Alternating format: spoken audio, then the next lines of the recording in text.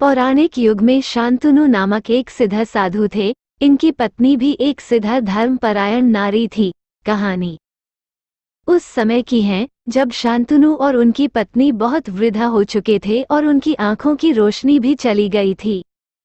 इन दोनों का एक पुत्र था जिसका नाम था श्रवण कुमार। श्रवण कुमार बहुत ही सरल स्वभाव का व्यक्ति था।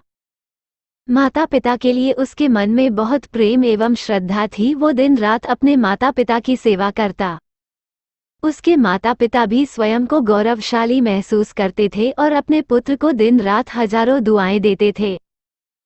कई बार दोनों एक दूसरे से कहते कि हम कितने धन्य हैं कि हमें श्रवण जैसा मातृभक्त पुत्र मिला, जिसने स्वयं के बारे में ना सोचकर अपना पूरा जीवन वृद्ध नेत्रहीन माता पिता की सेवा में लगा दिया। इसकी जगह कोई अन्य होता तो विवाह के बाद केवल स्वयं का हित सोचता और बूढ़े नेत्रहीन माता पिता को कहीं छोड़ आता, खुशी से अपना जीवन यापन करता। जब ये बात श्रवण ने सुनी तो उसने माता पिता से कहा कि मैं कुछ भी भिन्न नहीं कर रहा हूँ, यह मेरा कर्तव्य है। जब मैं छोटा था तब आपने मुझे इससे भी ज्यादा अच्छा जीवन दिया और अब मुझे ये सौभाग्य प्राप्त हुआ है कि मैं आपकी सेवा करूं। आप दोनों जो भी इच्छा रखते हैं मुझसे कहे, मैं उन्हें अवश्य पूरा करूंगा। तब शांतनु और उसकी पत्नी कहते हैं, पुत्र श्रवण, हम दोनों की आयु बहुत हो चुकी है, अब जीवन का कोई भरोसा नहीं है।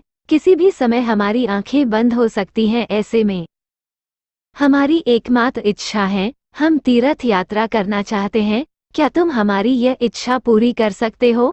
माता पिता के चरणों को पकड़कर अत्यंत प्रसन्नता के साथ कहता है, हाँ पिताश्री, ये